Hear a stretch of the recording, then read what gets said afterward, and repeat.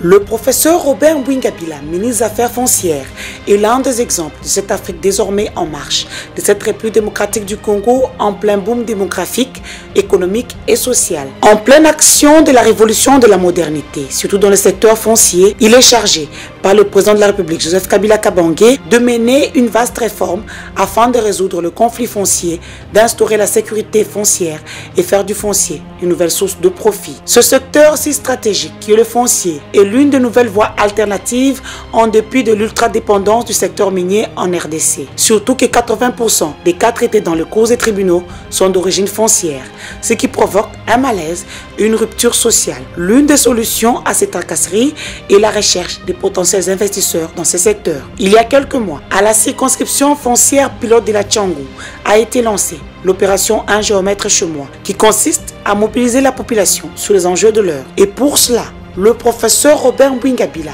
ministre des Affaires foncières, a effectué une visite de la société montalbanaise Proftag en France, puis la société ZTS ainsi que CEC en Belgique, toutes spécialisées en sécurisation, informatisation et numérisation des titres fonciers et cadastraux. Le but étant de concrétiser à travers un programme prioritaire du gouvernement par une finalisation des discussions entamées avec les potentiels investisseurs, il y a belle lurette, dans le cadre d'un grand projet congolais pour mener à bien la vaste réforme foncière qui s'annonce à l'horizon. Pour Clément Kaiser, directeur général de la société Proftag, il ne découvre pas l'Afrique aujourd'hui et a une longue expérience de plusieurs marchés décrochés pour la sécurisation des données au Bénin, au Burkina Faso, en Côte d'Ivoire, en Afrique du Sud, dans le monde, en Chine, au Brésil, pour ne citer que ceux-là. Et tous les partenaires sont séduits par cette firme qui a créé le code à bulles dans une pièce de plastique pour authentifier les documents et les produits de marque contre la contrefaçon.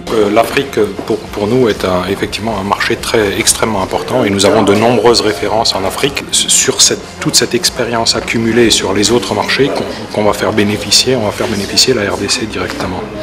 Une première expérience pour nous en Afrique, c'est je dirais, une continuité d'un travail déjà entrepris depuis plusieurs années. Et l'idée dans ce cas-là, dans le cadre de ce partenariat avec le ministère des Affaires foncières de RDC, c'est de créer une structure locale pour accompagner le ministère. Parce qu'il est hors de question de pouvoir supporter un projet tel que celui-ci à partir de Montauban. Aujourd'hui, la solution technique est prête, si vous voulez. Comme je le disais tout à l'heure, les affaires foncières, pour nous, c'est pas un coup d'essai. On a déjà une expérience acquise et des clients satisfaits sur le terrain. Donc, on est capable de dupliquer ce qui a été fait sur un pays, naturellement en faisant des aménagements et des adaptations qui sont propres à la RDC, mais on est capable de se déployer très rapidement. Proftag a le soutien de toute sa région, la préfecture, le conseil général, ainsi que la mairie montalbanaise. À ce jour, les pourparlers sont très avancés pour qualifier la solution apportée par les petites et moyennes entreprises montalbanaises afin de produire et sécuriser les certificats de propriété. Et le ministre s'exprime sur le récit de son voyage. Quel est l'objectif en effet de sécuriser ces titres de propriété?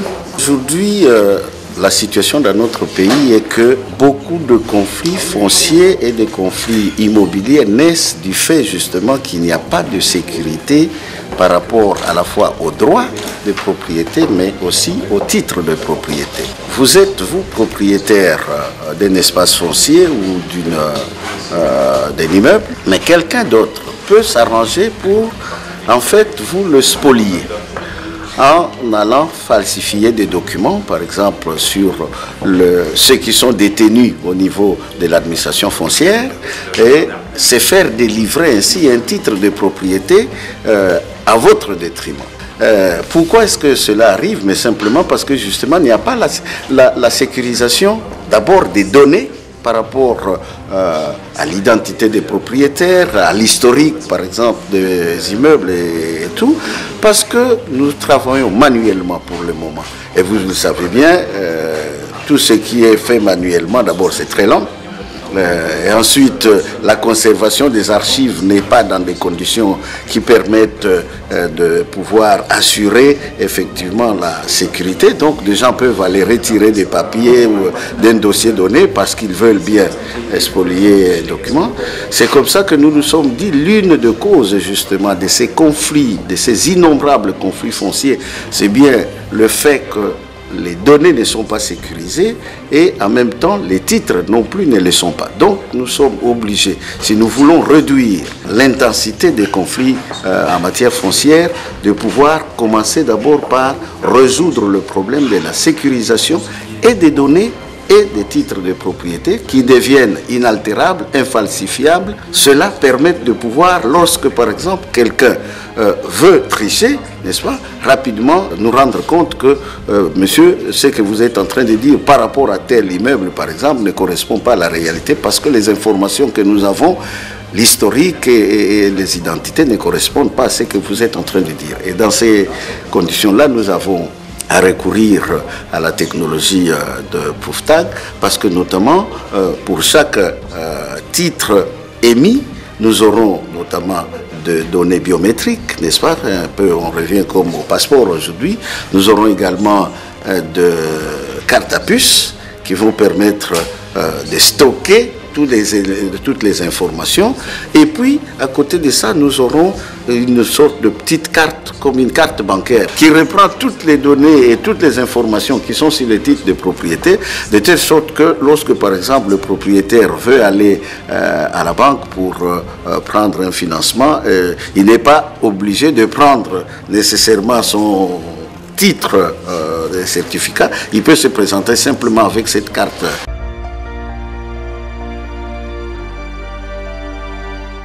Reporter, c'est parti pour un nouveau numéro. Et qui dit nouveau numéro, comme je le dis souvent, dit nouveau site. Le ministère des Affaires foncières gère la terre, mais il a aussi ce but-là d'en faire la promotion. Nous sommes sur la place des évolués, c'est au cœur des institutions.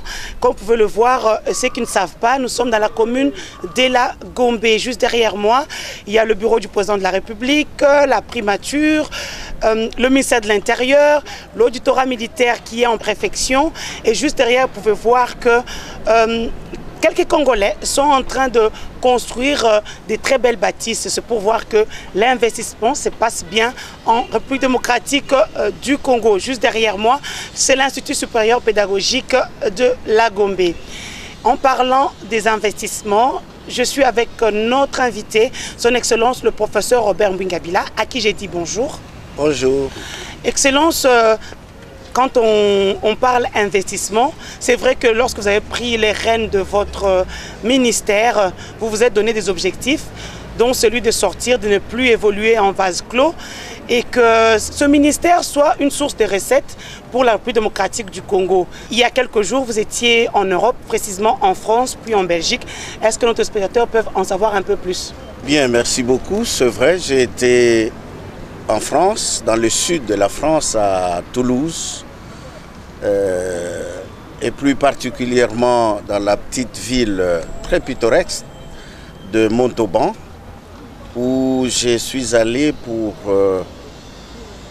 poursuivre et finaliser les négociations avec la société ProofTag, avec laquelle nous voulons faire un partenariat public-privé dans le cadre du projet de la modernisation de notre administration avec l'informatisation des services, dans le cadre également du projet de sécurisation de droits et des titres de propriété.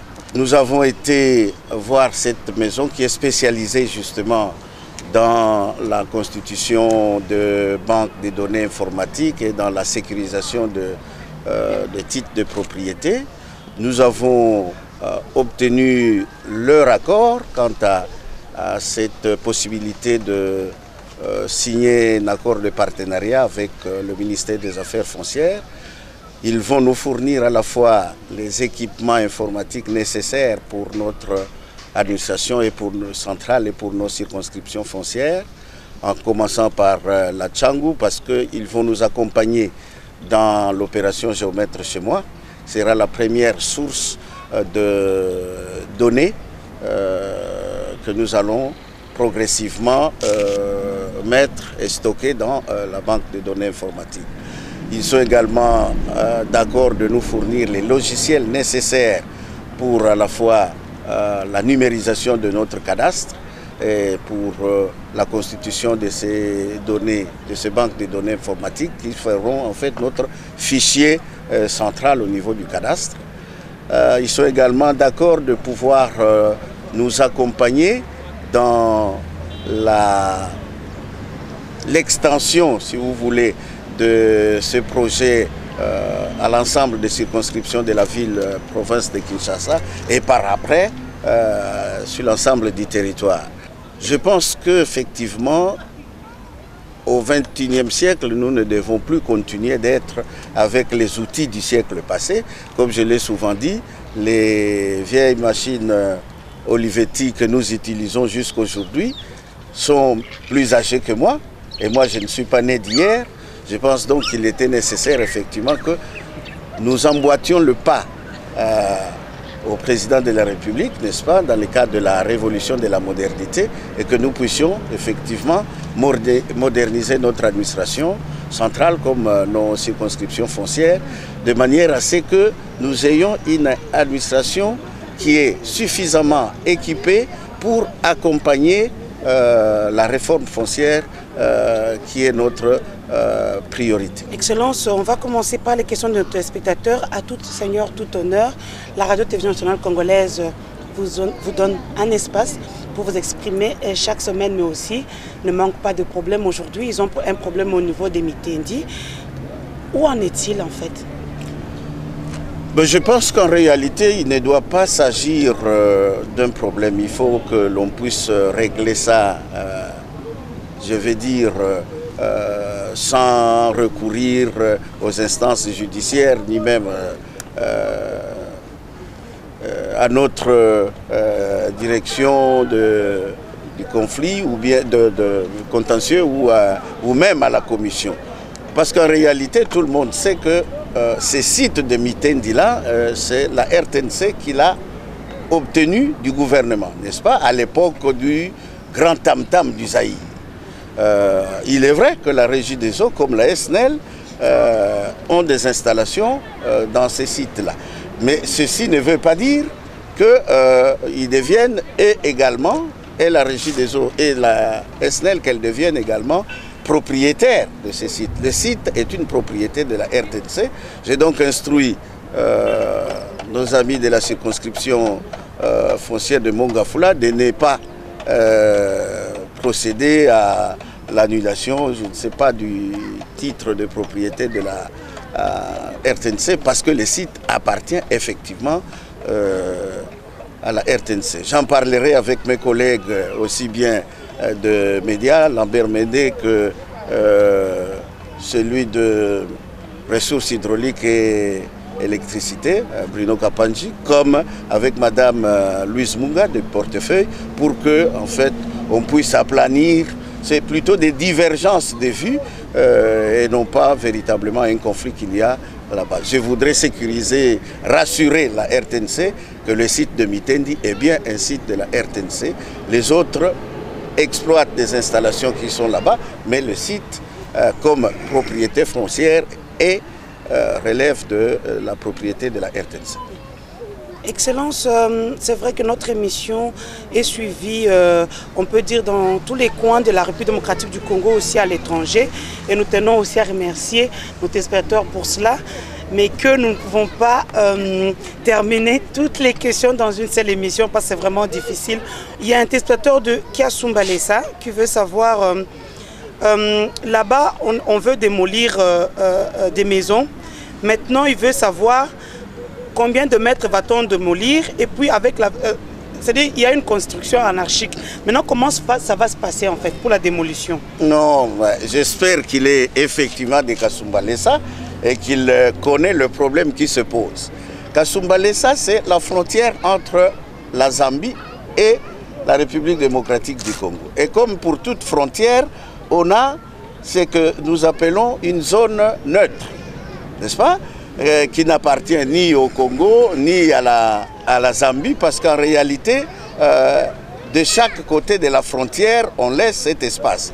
Il se fait que des compatriotes, malheureusement induits en erreur par un chef coutumier, qui estiment que ces terres et du côté congolais et du côté zambien, parce qu'il est Lunda, donc comme de deux côtés de la frontière, c'est la même ethnie Lunda, ben, il se considère chef et il est allé, en fait, je ne vais pas dire lotir, parce qu'il n'a pas la compétence pour lotir, mais il a distribué des parcelles, n'est-ce pas? Et des gens ont construit à la fois dans la zone neutre, du côté congolais comme du côté zambien, et même au-delà de la zone neutre du côté zambien.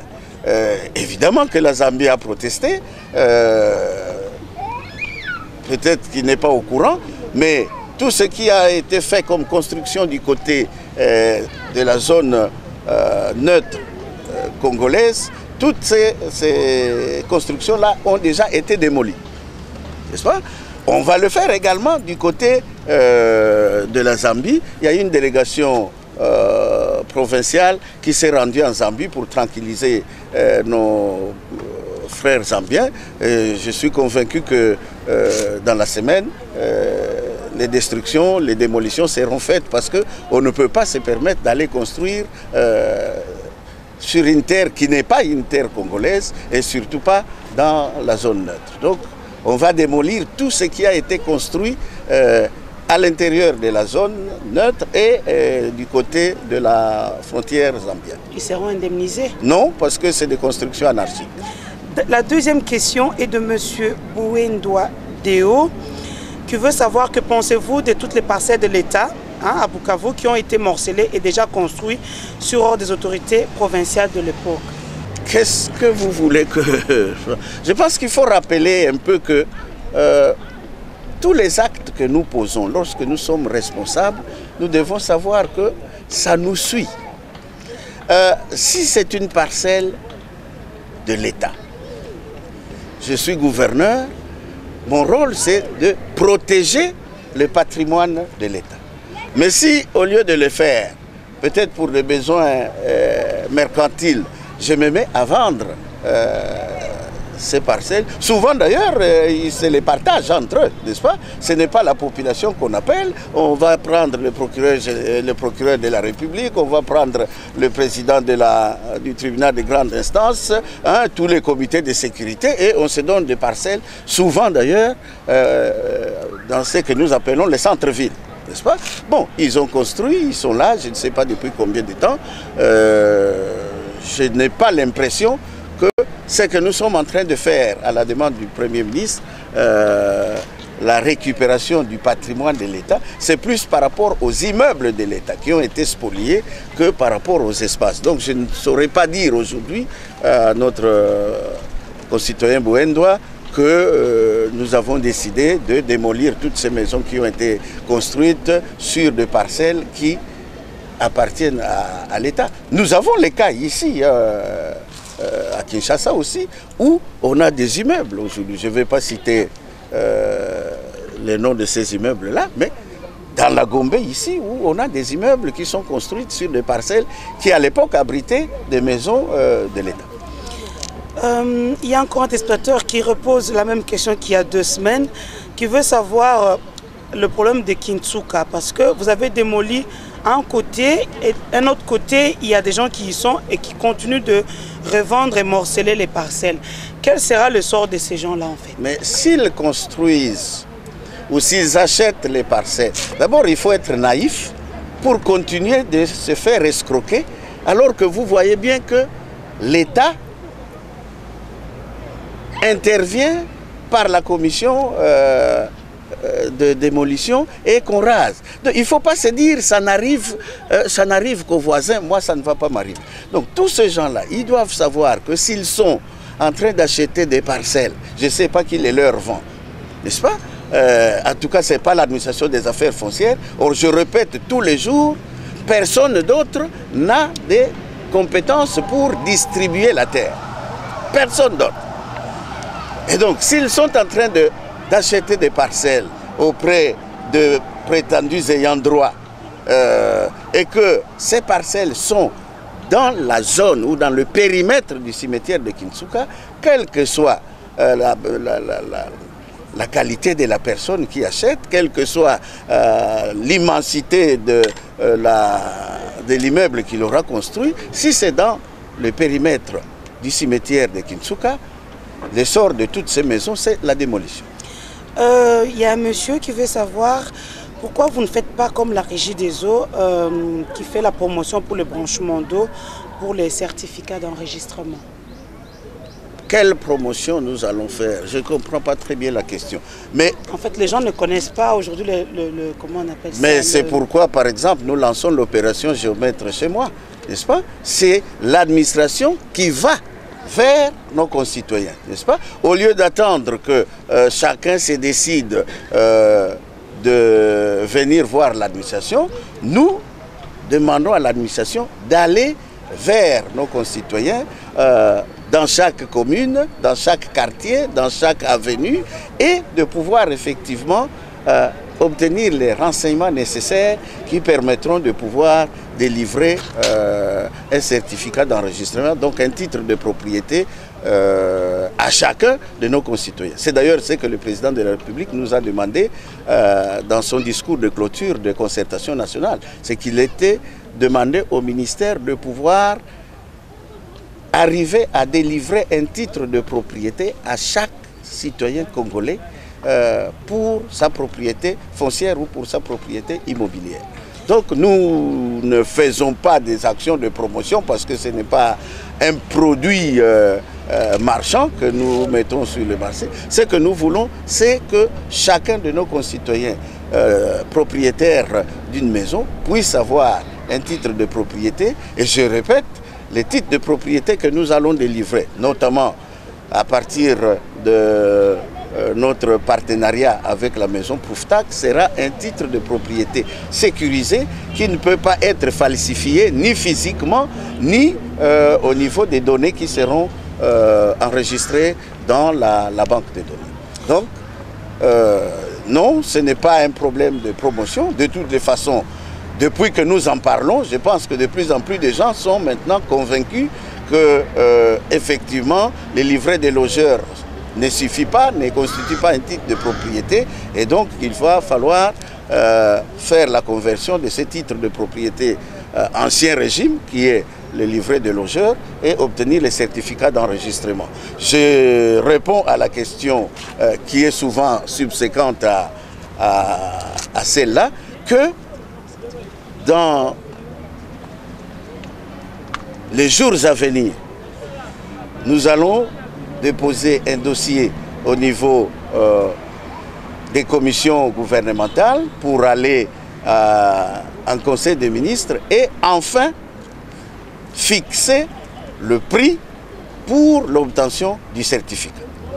Donc, je demande un peu de patience à nos concitoyens, mais bientôt, le prix du certificat sera fixé après décision en Conseil des ministres et il sera évidemment publié pour que tout le monde sache désormais, quand il veut avoir un certificat d'enregistrement, quel est le montant qu'il doit apprêter. Il y a un monsieur qui veut savoir qu'il a construit une maison, ça fait des années, et il a la fiche parcellaire. Est-ce qu'il a besoin d'un certificat d'enregistrement? Mais absolument. La fiche parcellaire n'est pas un titre de propriété. D'ailleurs, cette fiche parcellaire, il me semble que quand on la lui a remise, il n'avait pas encore construit. Maintenant, il a construit. Donc, il faut qu'il vienne chercher les certificats d'enregistrement, parce que sur ces certificats d'enregistrement, non seulement on reprendra la dimension de sa parcelle, mais il y aura un croquis qui va effectivement matérialiser la construction qu'il a faite là. Donc, ce n'est pas que parce que j'ai construit il y a 10 ans, donc maintenant c'est trop tard pour avoir le permis. Non, il faut toujours aller chercher le certificat d'enregistrement, quelle que soit l'année ou le temps où vous avez construit votre maison. Nous ne sommes pas en train de prévoir des amendes, parce que je crois que sa question c'est celle-là, c'est de se dire, si j'ai terminé la construction depuis plus de 10 ans, maintenant je vais me présenter là, ils vont peut-être me faire payer des amendes parce que j'aurais dû obtenir les certificats immédiatement après. Non, nous ne prévoyons pas d'amende, au contraire, nous cherchons à sécuriser les titres de propriété, les droits de propriété de nos concitoyens. Donc, quelle que soit l'année où il a terminé la construction de sa maison, s'il n'a pas encore de certificat d'enregistrement, eh bien, il est toujours temps de pouvoir s'adresser à la circonscription foncière de sa résidence pour obtenir le certificat d'enregistrement. Excellence, il y a un téléspectateur qui veut savoir, parce qu'il a suivi l'émission de la fois passée, il se demande, l'État ne vend pas la terre, mais quelles sont les procédures légales pour obtenir des terres d'après les affaires foncières? Mais ça dépend de... Je pense avoir dit la fois dernière, d'abord, qu'il ne faut surtout pas s'adresser ailleurs qu'à l'administration des affaires foncières. Et notre administration, elle est représentée dans toutes les provinces, pratiquement dans tous les districts, sous forme de circonscription foncière, n'est-ce pas? Très souvent, les gens, la population, en fait, parle de notre administration en termes de Batuya cadastre. Donc il faut aller chez ces gens-là. C'est auprès d'eux que vous allez faire une demande, vous allez remplir une demande de terre, et à partir de cette demande de terre, l'administration foncière dans les circonscriptions vont prendre les dossiers, constituer un dossier, et ils vont, s'ils ont déjà identifié un site sur lequel ils peuvent vous donner cette parcelle, eh bien ils iront vous donner la parcelle là-bas parce qu'il y a un numéro cadastral qui est attaché à ça et qui va vous être attribué, mais surtout pas aller ou continuer comme aujourd'hui, comme hier. Ah, moi c'est tel chef qui m'a donné ça, moi c'est le chef de quartier. Ce n'est pas une procédure légale d'obtention de lopin de terre. Il faut s'adresser à l'administration des affaires foncières et à partir d'une demande de terre, ça va suivre le cours normal jusqu'au moment où on va vous faire signer un contrat d'occupation pour votre parcelle. Et à partir du moment où vous avez signé ces contrats d'occupation, vous avez un délai pour occuper effectivement l'espace qui vous est attribué et vous avez également un délai pour commencer la mise en valeur. Et la mise en valeur, c'est faire les activités pour lesquelles vous avez sollicité d'obtenir cet espace de terre. Si vous avez sollicité 10 hectares pour avoir des activités agricoles, il ne faut pas vous contenter de mettre une petite cabane au coin pour dire « Ok, j'ai fait la mise en valeur ». Non, cette cabane-là ne correspond pas à la destination pour laquelle vous avez sollicité l'espace foncier. Donc, il faut toujours se dire « Je cherche un espace ». On va vous dire pour quelle destination. Ah, moi, c'est pour l'agriculture. Non, moi, c'est simplement pour construire ma maison. Et donc, on vous donnera un espace en fonction de ça. Mais il faut l'occuper, il faut le mettre en valeur. Faute de quoi, si vous ne le mettez pas en valeur, l'État est en mesure de récupérer ça. Excellence, on va terminer sur une bonne note. Ça, c'est beaucoup plus de Congolais de l'étranger qui veulent savoir parce qu'ils ont acheté des terrains dans le milieu urbano-rural, comme on dit. Maintenant, quel est leur sort en fait? Qu'est-ce qu'ils peuvent faire de loin déjà? Écoutez, j'espère que d'abord qu'ils ont, quand ils me disent qu'ils ont acheté, ça veut dire qu'ils ne se sont pas adressés à l'administration des affaires foncières. Oui. C'est déjà un risque pour nos concitoyens, surtout qui ne sont pas présents au pays, n'est-ce pas? Parce que le même vendeur, quand il a besoin d'argent, voyant que vous n'êtes pas là, que vous ne venez pas faire la mise en valeur, se dit, bon, c'est encore libre, il peut encore vendre à une deuxième personne, une troisième personne, ainsi de suite. Nous avons beaucoup de conflits comme ça, où le même espace est attribué onéreusement à plusieurs concitoyens. Maintenant, supposons, et je le souhaite pour eux, qu'il n'y ait pas de problème de ce genre sur ces terrains-là, la première des choses à faire, c'est d'essayer de régulariser la situation auprès de notre administration. Parce qu'auprès de notre administration, la vente ou l'achat fait auprès des chefs coutumiers est pour nous inexistant. N'est-ce pas? Ça veut dire qu'au niveau de l'administration, on peut encore, et on est à mesure de pouvoir attribuer ces lopins de terre à quelqu'un d'autre qui vient auprès de l'administration, qui fait une demande en bonne et due forme, et parce que nous ne sommes pas censés savoir qu'il y a quelqu'un quelque part qui est en train de distribuer de la terre alors que ce n'est pas sa compétence. Donc, je voudrais bien leur demander de régulariser la situation s'il n'y a pas de problème. Deuxièmement, de faire effectivement la mise en valeur. Il n'est pas nécessaire qu'ils viennent toute l'année ici, n'est-ce pas? On peut faire des activités à partir de l'étranger, peut-être avoir des gens qui sur terrain, par exemple, surveillent la construction d'une maison ou bien engager des gens si ce sont des activités agricoles qui peuvent effectivement, pendant les saisons culturelles, effectivement se mettre à faire de l'agriculture sur ces sites-là. Mais les dangers, c'est d'accepter auprès des gens qui n'ont pas qualité pour le faire. Deux, c'est parce qu'on est à l'étranger et qu'on n'est pas au pays, de ne pas faire la mise en valeur. Ça entraîne souvent que le même espace de terre est revendu par le même vendeur à d'autres personnes et qui peut-être, eux, mettent en valeur immédiatement. Donc je conseille à nos compatriotes de ne pas s'adresser en dehors de l'administration des affaires foncières pour obtenir des lopins de terre, et je les encourage à en avoir, pour que l'opération et l'acquisition se fassent effectivement conformément à la loi. Deuxièmement, j'ai parlé lorsque j'étais à Bruxelles il y a 2 ans, de pouvoir effectivement aider nos compatriotes de l'étranger à avoir ce que nous appelions alors à l'époque peut-être un lotissement qui serait un lotissement pour la diaspora. Je continue de dire que dans les réserves foncières que nous sommes en train d'identifier, que nous allons faire des aménagements, des quartiers seront réservés effectivement à nos amis et à nos concitoyens de la diaspora, parce que beaucoup effectivement font des demandes pour construire ici. Je leur ai donné l'exemple de la diaspora malienne ou de la diaspora béninoise qui effectivement embellissent, contribuent à l'embellissement de leur ville, parce que beaucoup d'entre eux effectivement investissent dans l'habitat moderne, n'est-ce pas, dans ces villes-là. Donc j'encourage également les compatriotes de la diaspora à ne pas couper les liens ombilicaux avec la mère patrie. Nous sommes là, nous-mêmes anciens de la diaspora, n'est-ce pas? On est revenus et donc je souhaite bien que quand ils décideront de revenir, qu'ils ne se retrouvent pas dans notre situation où on va d'abord être maquisard chez des amis avant de trouver un petit logis à soi.